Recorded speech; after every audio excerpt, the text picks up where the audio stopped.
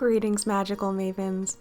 If you were to ask me where I first got my natural witchiness from, I'd have to tell you it's my mother, even though she doesn't resonate with the word witch. Labels aside though, my mom is definitely a highly magical person, and in this episode of the Alchemy of Affluence podcast, I'm finally sharing an interview with her.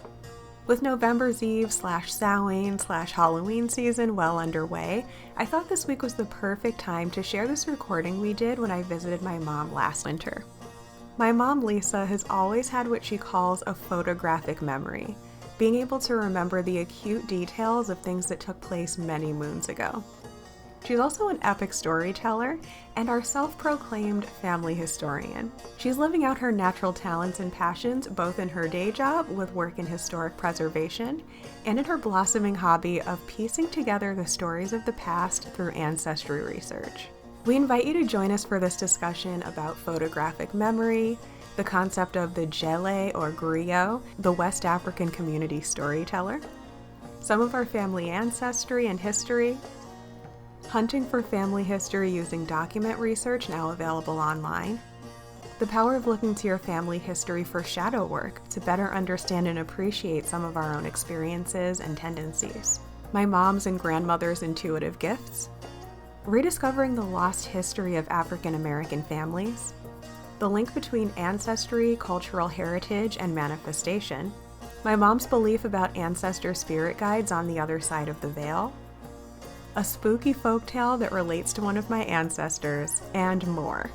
So we invite you to grab some tea or cider, or mine and my mom's mutual favorite, wine, and join us by my mom's cozy fireplace for this magical conversation.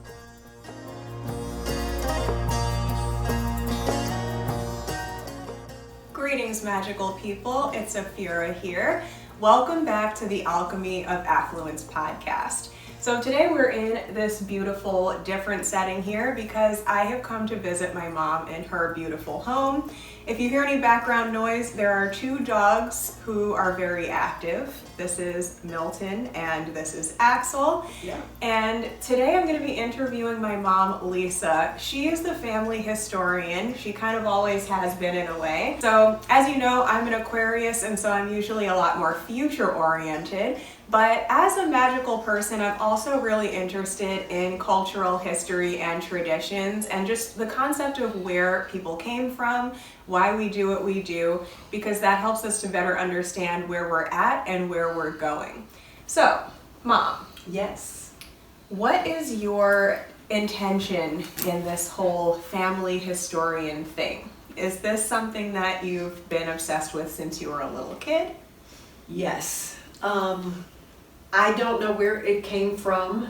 I just naturally always wanted to know about relationships and who people were before my time. Or if I've known them in my time, who were they outside of what I recognize of them? And I remember there was this incident when I really started to realize this was kind of my natural calling.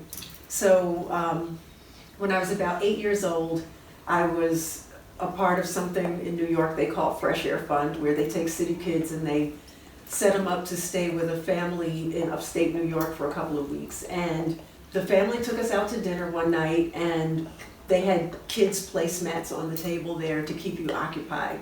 And on the back there was this questionnaire kind of puzzle, and it was all about, if your grandmother had a sister, who was she to you?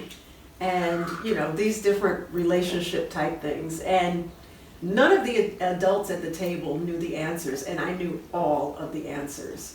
I mean, I didn't know them all off the top of my head. Some I would just imagine, well, my grandmother's sister is I called it grand aunt, but I think the proper term is great aunt. And they were floored. They were like, how do you know these things? And it was just a natural thing for me. And then the people in my family have always teased me because I was always begging to know stories about who was who and way back when. And they're like, who cares? They're not here anymore. But it was pretty important to me. I have always seen you as the family historian. Have you always seen yourself that way, or is this something that has, developed in adulthood, or when did this whole thing start? Well, I didn't exactly think of myself as the family historian because when I started liking, or not just liking, but having a natural interest in ancestry and family history, I was really just a little kid. And, I just kept going in that same vein till the point that I became an adult, and I was probably one of the few people I knew who was just kind of obsessed with finding out more and more about our family background. And also, I have something like a photographic memory. And I've been able to, over all those years, if I was present for an incident or a story, I was always able to repeat it. Again, when people bring it up and they're like, "Do you remember that time such and such happened?" And I would give this whole reenactment of it. And, I just kind of developed the personality of the family historian. And here's a question that you may choose not to answer. But what was it like when you had this photographic memory? And how did other people respond to that? Because I find that kind of thing really interesting, especially as a manifestation enthusiast. When someone is able to picture things in their mind perfectly, that amazes me. I can't do that. I did not get that gene. But I also know that sometimes when you remember things perfectly, other people might have remembered it differently or had different feelings about it. Has that been a big part of your experience? It's been huge. I think it really helped form a lot of things about my personality. I naturally remember what you were wearing, what everything smelled like, who was in the room, what the place felt like. And I'm not saying I have a perfect photographic memory because, over time some things might become a little bit more cloudy, or maybe my perspective wasn't the perspective of the person sitting across the room. So that being said, I've gotten into a lot of trouble with the family because they don't always want to remember. Maybe the incident that I'm so excited about remembering was something that person was having a hard time with that day. And me bringing it up brings up hard feelings for them. Or maybe they just wish that story would just go away. Or maybe their point of view was different from mine, and they'd rather have their point of view be the story that's being told. So yeah, I've gotten into quite a bit of trouble with that memory of mine. What about the times when your photographic memory has been very useful? Because I'm sure that is a skill that would be really, really helpful at certain times. Well, I have to think of one that's perfect. Well, just a really kind of skimpy example. When my grandmother passed away, my mother's going to kill me for saying this. When my grandmother passed away, my mom and a couple of my older cousins had to help prepare some of her documents for the funeral home. And they asked for her mother's maiden name. And they, I guess, being in a hurry and being kind of cloudy about some stuff that was going on at the time, because it's a lot going on, they told one of my great-grandmother's married names. And I tried to question them about that. I'm like, "Are you sure that was her name?" And they're like, "Yeah, you don't know everything." And they're like, "Well, what to find out, you do." Come to find out, I told them the right family name that she was born with, and they were like, "Oh my gosh, we've got to go back and change that document." So it's stuff like that. I mean, but the good thing is sometimes people will need my help because they might not remember an incident and they need some clarification, and I'm pretty good for that. Pretty darn good, I must say. So that kind of brings us to jumping forward into now, because I've always thought for the past 30-something years that you were the family historian, because you were always telling stories about your childhood and people that you knew, and I could, even though I wasn't there, I was able to picture Brooklyn in the 1970s and 80s, and I have these stories in my mind that are a totally, interesting story, even though I wasn't even there. And then you've also always been able to tell stories about people who have passed away, that I never got to meet, and, kind of explaining where things came from and how things are the way that they are in our family, as well as, in culture and history and, all of that kind of stuff. So now recently you've told me about this new word. Tell me about this word and what does it mean and why do you feel like you identify with it? Okay, so I've heard this word a few times. It's jale or jale. And I've also heard this word griot. I thought griot meant the news, and that is one way that people use it. But griot and jale are often the same thing. It means it's the family storyteller or the community storyteller. And it's a West African term.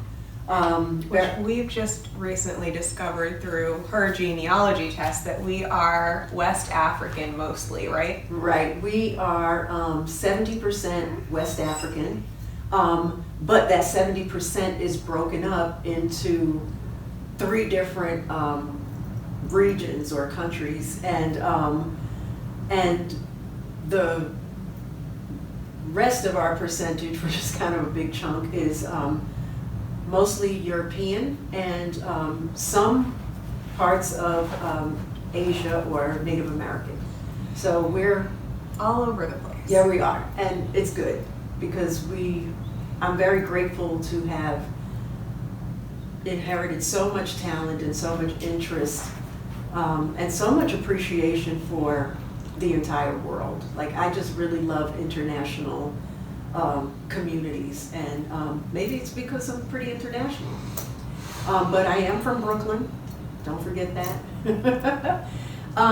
So the term jale means that you're probably the local historian, and those people were very often musicians who played a mandolin or a kora or some kind of stringed instrument, and they used that entertainment to repeat stories of marriage, death, births, wars, affairs, anything that passes down the history of the community. Which is fun because even though you have no musical talent, you love to dance. And I can dance. Like, you love the concept of telling stories through music. For sure. So you didn't quite get that gene, but you still got the energy somehow. But I am a natural storyteller, and I've worked as a librarian. I've taught, so I guess my storytelling comes out in these ways here in America and my American unfinished culture. novels. And unfinished novels. What I found out through my ancestry research is that very often if you are a jale, you were probably born to do it because they often run through family lines. So I was pretty glad to find that out. I wanted to go and say to my family who'd been mad at me for running around telling history all over again, I was born to do it. So what did they mean by it was passed down? Like, does it skip some generations, or do you know someone from our ancestry that also had similar tendencies? My cousin Macy is quite a bit older than I am, but she's also got the natural tendency to be the family historian. And, all of my mom and all of her cousins have it, but they just do it within themselves. Like, they'll get on the phone or they'll get together and they'll talk about, you remember when so-and-so did whatever they did? Oh, my family is, my mom's side of the family are Gullah Geechee people. So we are from the Charleston area of South Carolina, and because a lot of our communities there were island places, that we've been kind of isolated from a lot of the rest of the mainland America. And so since slavery time, we've maintained a lot of our West African culture, and we have a pretty crazy accent. I didn't inherit the accent. We have our perfect New York accents. Yeah, we got our New York Some stuff. of our family members sound very different from us. Yes. And I grew up listening to them and being around them, and I love to hear them get together and talk and use their accents. And storytelling is very important in the Gullah Geechee community because they entertain each other that way. And you'll see that happening in our family. Like people get together and they rib on each other and they tell stories and they change their voices and they act it out and everybody's knee slapping and I everything. even find myself doing it when I'm around these people. And it's like, what am I doing? It just kind of comes out. Yeah, it's really important, you know. It's how they communicate and love on each other. So, did I answer your question? I think so. So you've always been this person, but more recently you've gotten extra zealous about it, I feel, in the past few years, ever since, what was it, ancestry.com?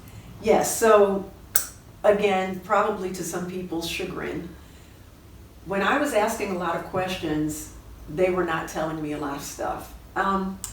Unfortunately, this is true in a lot of families. Some of the stuff was very sad or uncomfortable, and they just didn't want to keep repeating it. So if you asked a question, they might be like, why are you asking about that? Go on, you know, it's no big deal.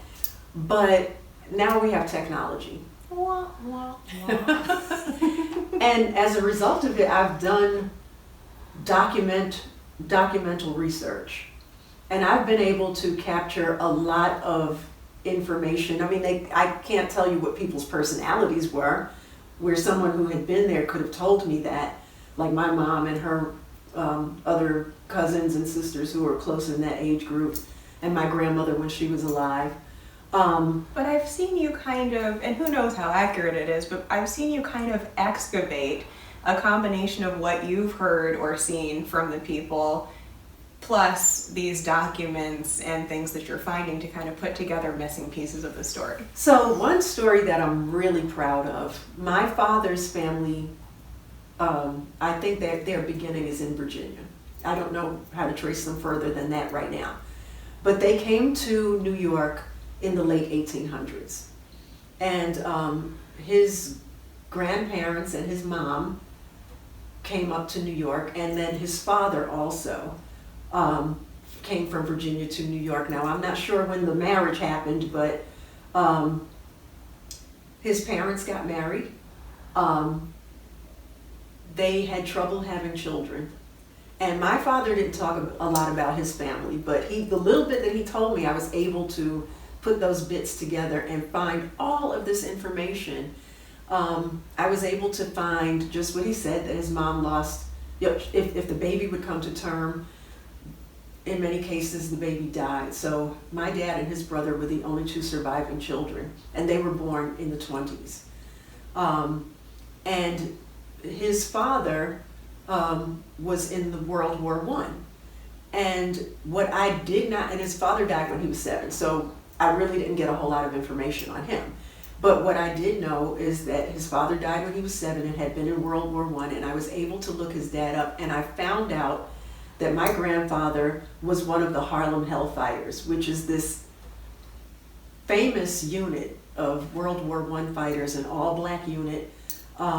You know, they were put together in a segregated situation, but they were asked to go to France to help fight the Nazi war as it was there in Brest, France. And my grandfather became a corporal. His brother-in-law, my grandmother's brother, was also a part of the Harlem Hellfighters. And if my grandfather did not come back, I wouldn't be here. Neither would I. He had been severely injured, but he made it out of the war. He came home, and they conceived my dad, and here we are. It's pretty exciting to know. Yeah, and I found it interesting that you were also able to find literally like street addresses where people lived and kind of put together parts of that story.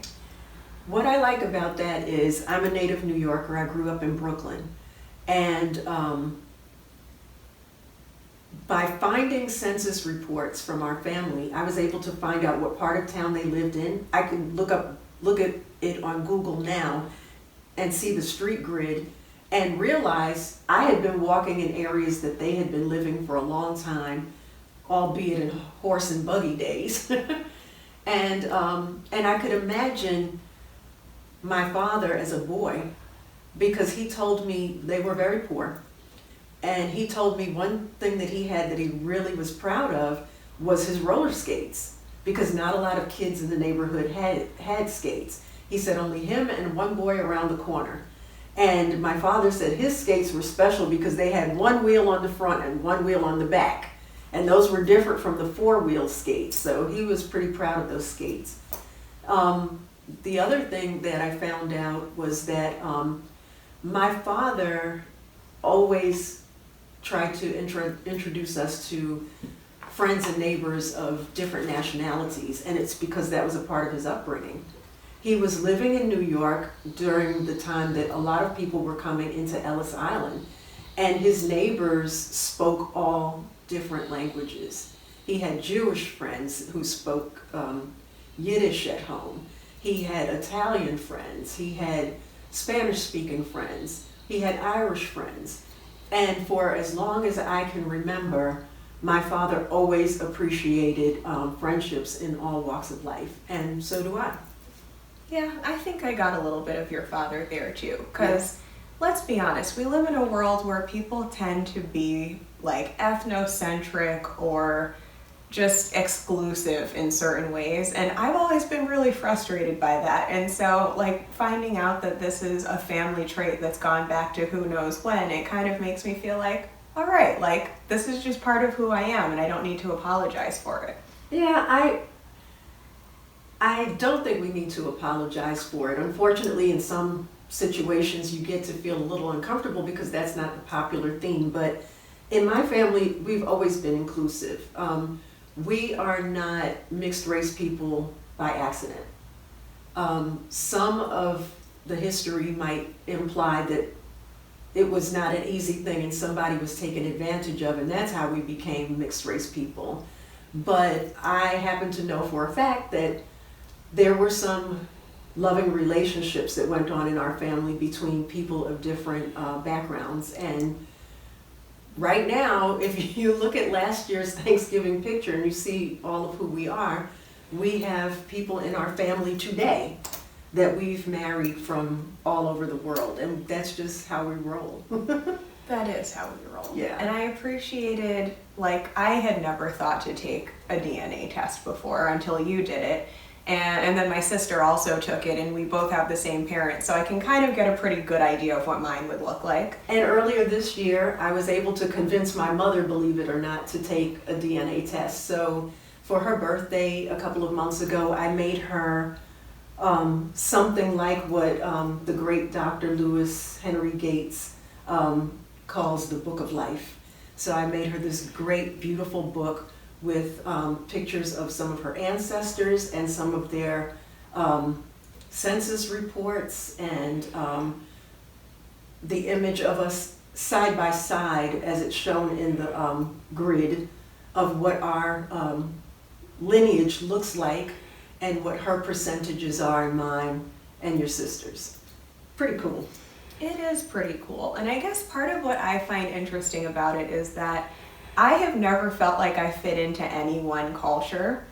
And so like there were bits and pieces of different cultures that made sense to me, and others that just totally, it's like, this isn't necessarily my identity, at least not exclusively. And so, but in our family, until we did these tests, we consider ourselves Black because that's what we look like, and that's how we were raised. But, I would often be around other Black people who are like, you're just weird and different and you don't fit in, get out of here. And then, white people would also be like, well, you're cool or whatever, but you're not one of us, And so I've always kind of had to, I think maybe that's where part of my spiritual path comes from, where I feel like souls are families as opposed to just, specific groups of people who are necessarily related or seem to have the same ethnicity and that sort of thing.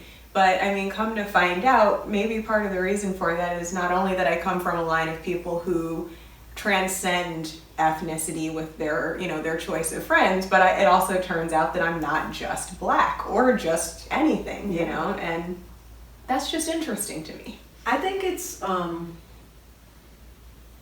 miracle. That's the word I'd like to use, because it's such a beautiful thing that human beings can continue to find each other in any situation that's going on in the human condition, and love each other or comfort each other and continue to build their family that way. Yeah, families fall apart, maybe those two people might not stay in the same place at the same time forever, but it's brought me here. And I am a really good example of the miracle of genetics and the human condition. And it's beautiful. It is. And so are you. And are you. So I have some magical questions for you. Okay. Now, I know that you don't use the word witch to describe yourself, but you are a magical person, aren't you? I am. Magical indeed. And I know that even though the way my intuition works is totally different from yours, I feel like everyone in our family has some kind of intuitive gift of some kind, whether they're sort of talking about it openly or not. Don't you agree? I definitely know it's true. When I was expecting you, I remember I was very sick with asthma one night, and I was really in distress. And it was like 3 o'clock in the morning, and the telephone rings.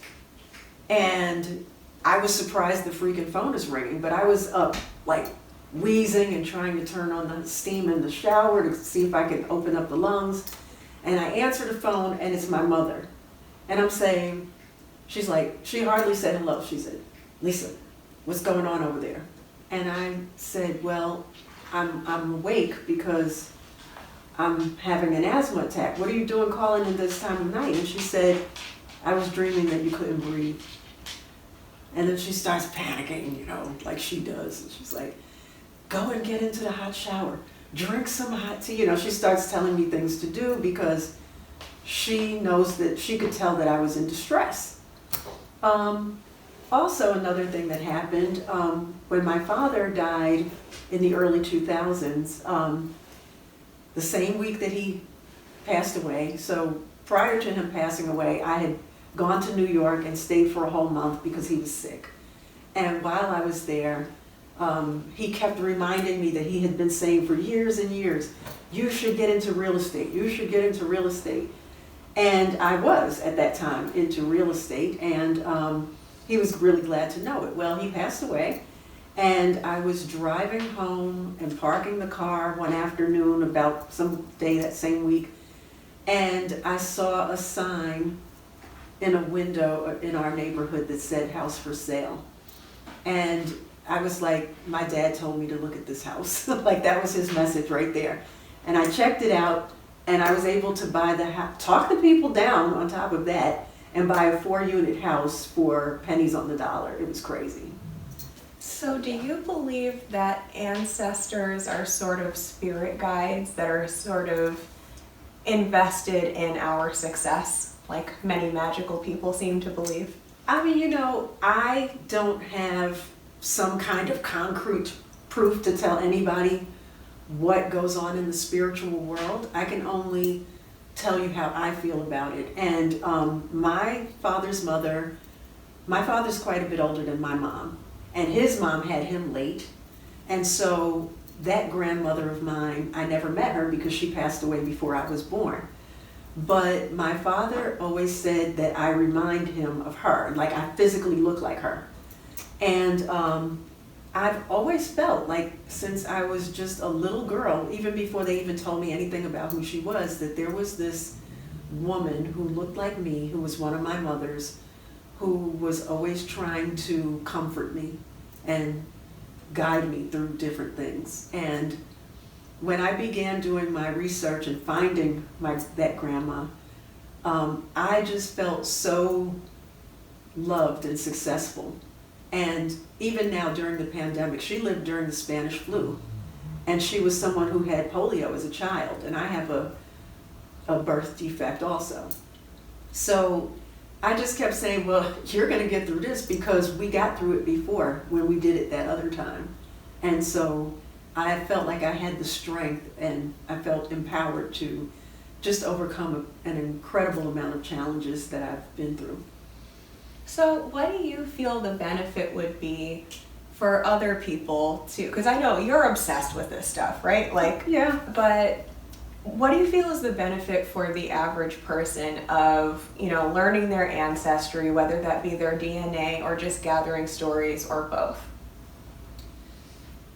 I think both. I believe that, it's okay for us to walk around in the shell that we're in and try to build a life right from here. But in some ways, like your sister says, we weren't hatched, we weren't just hatched out of the ground, basically. We came from somewhere.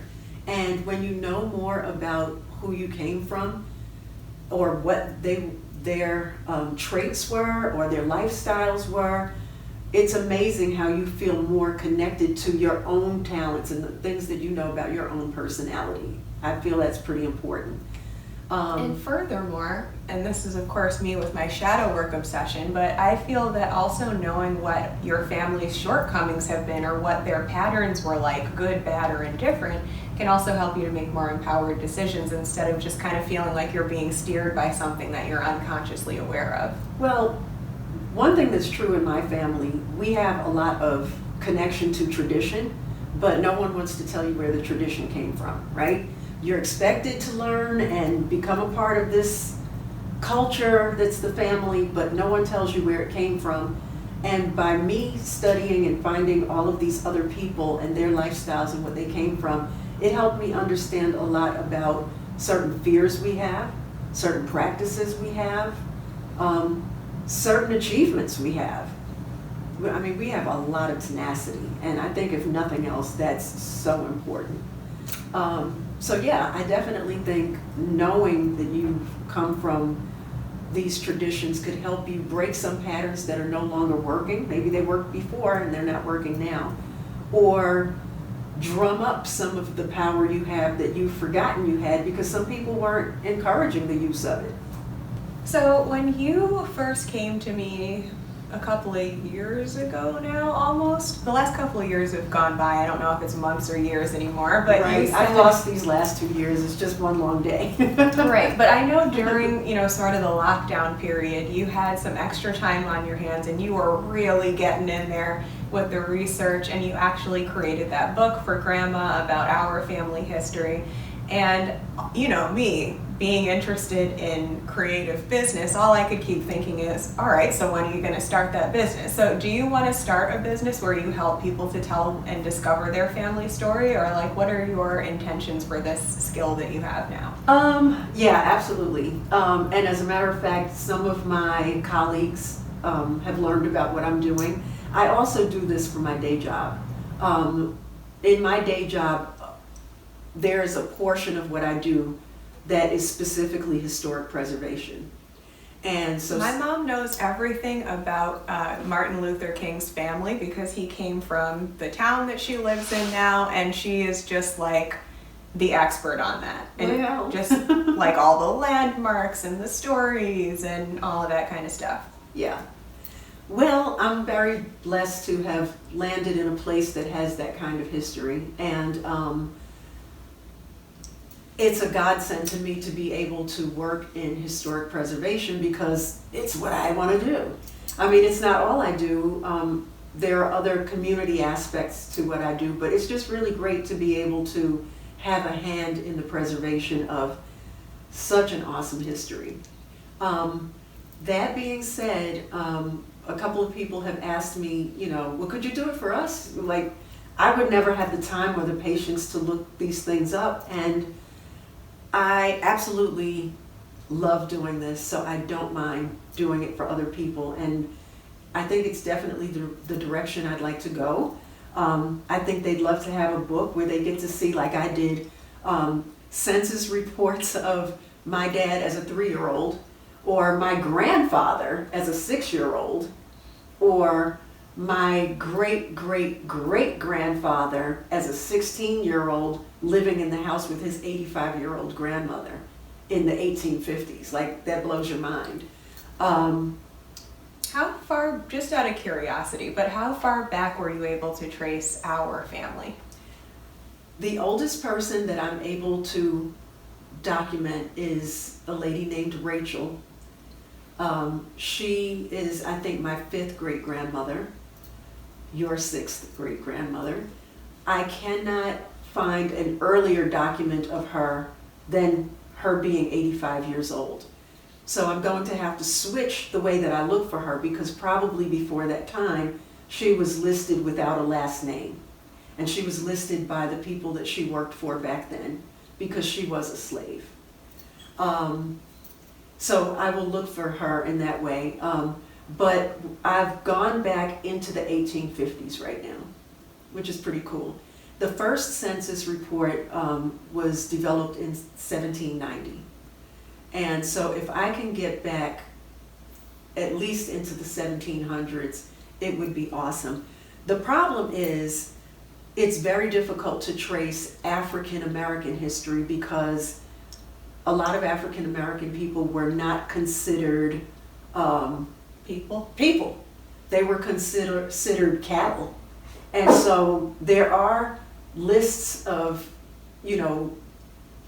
your cattle. Like, I own 25 horses and 32 cows and 52 chickens. In that list, they also list the people that they owned.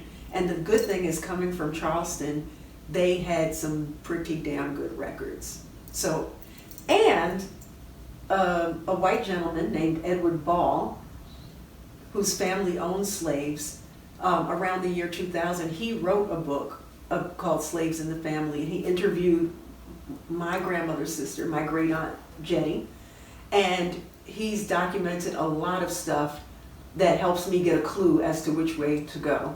I would love to continue looking things up for people, but one very important thing that people really ought to understand when they do family research is that you might find some things that you find uncomfortable.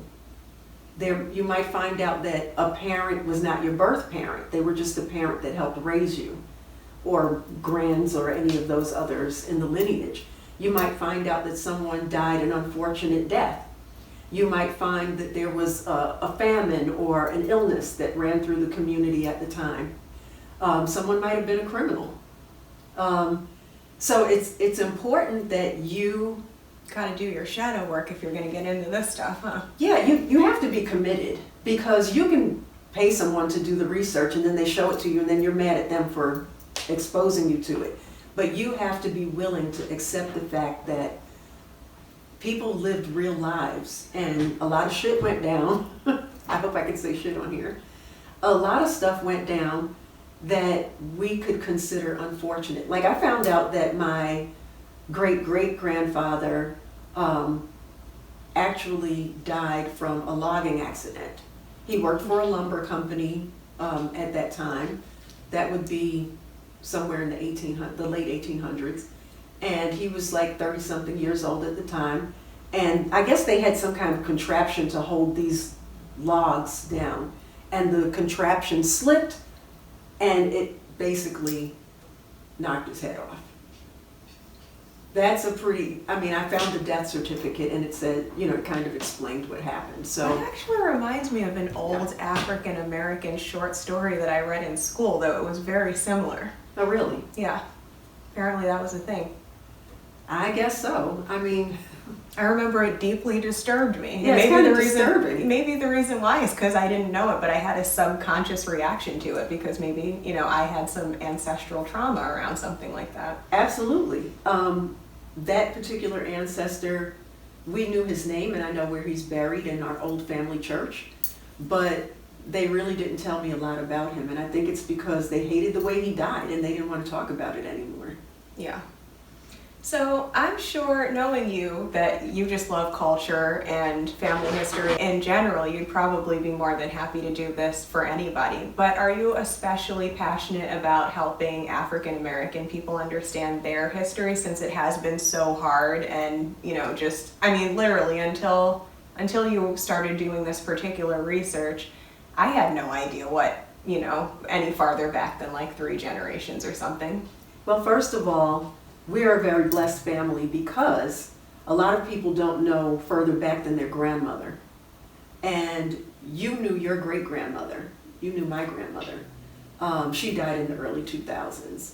And I knew her mother, who died when I was 12 years old. The woman was nearly 100 years old. And that woman was the matriarch of our family. We had a reunion 2 years ago, and there were 100 of us in the room, and that was like probably a third of who we really are. But all of them had one thing in common: my great-grandmother. They all talk about her. We all have certain things about us that you can tell this person came from your family because they behave this way.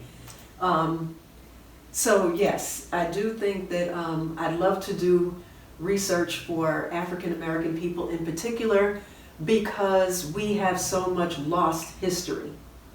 I think a lot of the noise you hear in the public coming from the Black community about abuse comes from the fact that even if they start a life right now, they're just basically starting it, like I said, as if you were an egg that hatched out of the ground. They don't have relevance to their history because it was removed from them.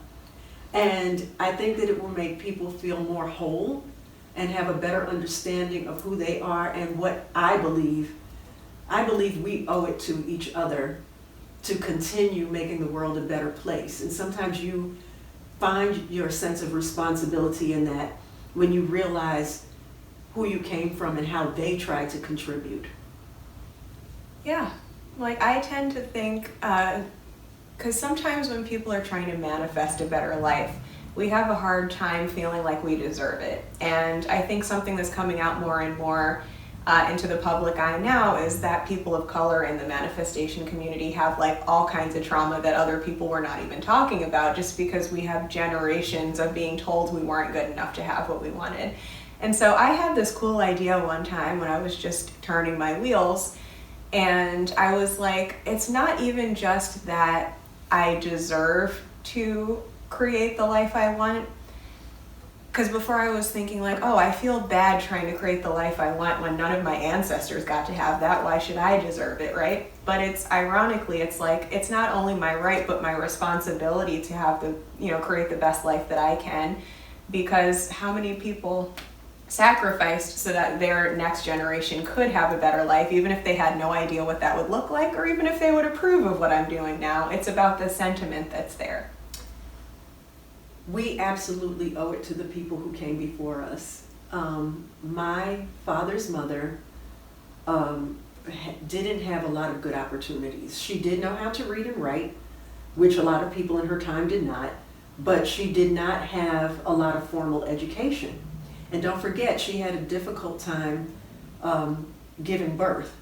So I think that we are what she dreamed of having.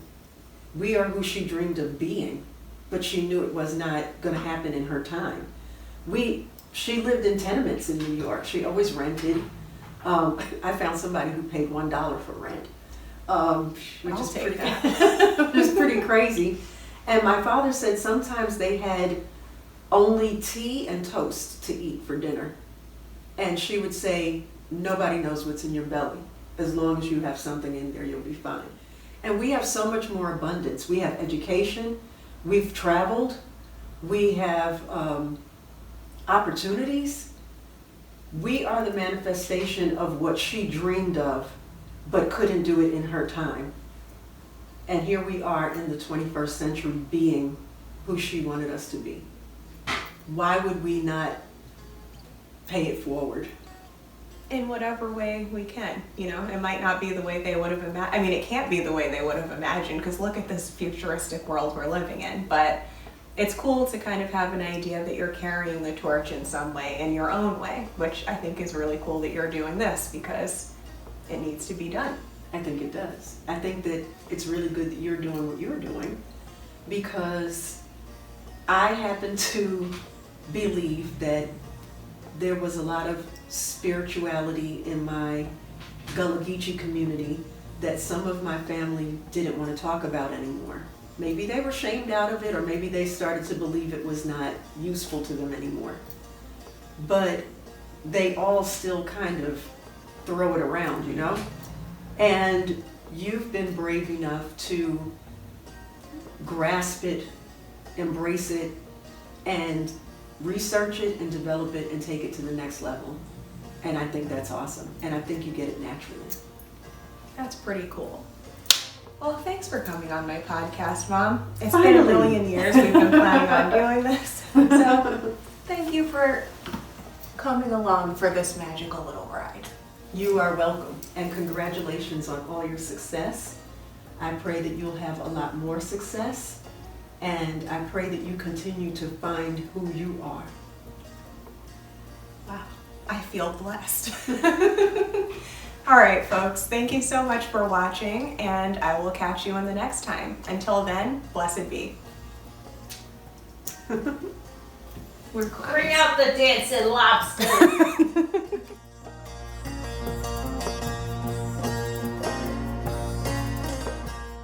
So, Magical Mavens, what are your thoughts on the topics we touched upon in this conversation? I would love to know what your experience has been with ancestors, family history, cultural heritage, or anything else that came up for you during our chat. I invite you to share your experience in the comments. And whenever my mom does start accepting clients for her ancestry research, you will be the first to know. And to learn more about how you can connect with ancestral energy in whatever way works best for you this season, I invite you to check out this video right here.